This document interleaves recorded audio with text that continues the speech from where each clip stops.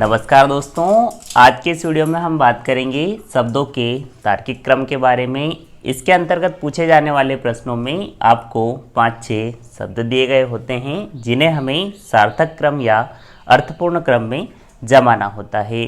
जैसे एक उदाहरण के माध्यम से समझते हैं। प्रश्न है, निम्नलिखित शब्दों का सार्थक क्रम क्या होगा। 5 शब्द दिए गए हैं, सोना, आभूषण, अयस्क, खदान और प्रक्रिया। साथ ही 4 विकल्प दिए गए हैं। तो पहले हम इन दिए गए शब्दों को सार्थक क्रम में लिख लेते हैं। तो इनका सार्थक क्रम क्या होगा, देखिए। पहले खदान से हमें अयस्क प्राप्त होगा, फिर इस अयस्क की प्रक्रिया होगी, प्रक्रिया के पश्चात हमें सोना प्राप्त होगा और फिर इस सोने से आभूषण बनाए जाएंगे।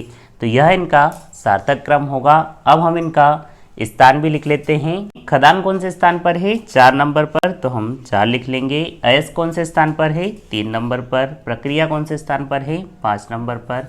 सोना कौन से स्थान पर है, 1 नंबर पर। और आभूषण कौन से स्थान पर है, 2 नंबर पर। तो इनका सार्थक क्रम क्या होगा, 4 3 5 1 2। ये कौन से विकल्प में आ रहा है, विकल्प बी में आ रहा है। तो विकल्प बी हमारे प्रश्न का उत्तर होगा। अगला प्रश्न देखते हैं। इसमें हमें 4 शब्द दिए गए हैं, धागा, कपड़ा, सूट, रुई। तो हम इन दिए गए शब्दों का सार्थक क्रम लिख लेते हैं। इनका सार्थक क्रम क्या होगा, देखिए। रुई से धागा प्राप्त होता है, धागे से कपड़ा बनाया जाता है और कपड़े से सूट बनाया जाता है। तो यह इनका सार्थक क्रम होगा। साथ ही हम अब इनका स्थान लिख लेते हैं। तो रुई कौन से स्थान पर है, 4 नंबर पर, तो हम 4 लिख लेंगे। धागा कौन से स्थान पर है, 1 नंबर पर, तो 1 लिख लेंगे। कपड़ा दूसरे स्थान पर है और सूट तीसरे स्थान पर है। तो इनका सार्थक क्रम क्या होगा, 4 1 2 3।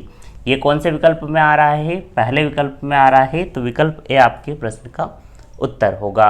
अगला प्रश्न है, निम्नलिखित शब्दों का सार्थक क्रम क्या होगा। डॉक्टर, स्वास्थ्य, ज्वर, फीस, औषधि। तो हम पहले इन दिए गए शब्दों का सार्थक क्रम लिख लेते हैं। तो इसका सार्थक क्रम क्या होगा, देखिए। सबसे पहले हमें ज्वर या बुखार आएगा तो हम डॉक्टर के पास जाएंगे, डॉक्टर हमें दवाइयाँ लिखेगा, उसके बाद हम डॉक्टर को फीस देंगे, फिर हमें स्वास्थ्य लाभ होगा। तो ऐसा कौन से विकल्प में हो रहा है, विकल्प सी में हो रहा है। तो विकल्प सी आपके प्रश्न का उत्तर होगा। अगला प्रश्न है, निम्नलिखित शब्दों को सार्थक क्रम में सजाने पर तीसरा शब्द कौन सा होगा। तो हमें 5 शब्द दिए गए हैं, यौवन, शिशुआवस्था, बचपन, प्रौढ़ और किशोरावस्था। तो पहले हम इन दिए गए शब्दों को सार्थक क्रम में लिख लेते हैं। तो पहले शिशुआवस्था मतलब शिशु अवस्था आती है, फिर बचपन आता है, फिर किशोरावस्था, फिर यौवन और फिर प्रौढ़ मतलब वृद्ध अवस्था आती है।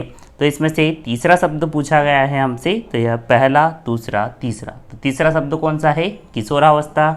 यह कौन से विकल्प में है, विकल्प डी में। तो विकल्प डी आपके इस प्रश्न का उत्तर होगा।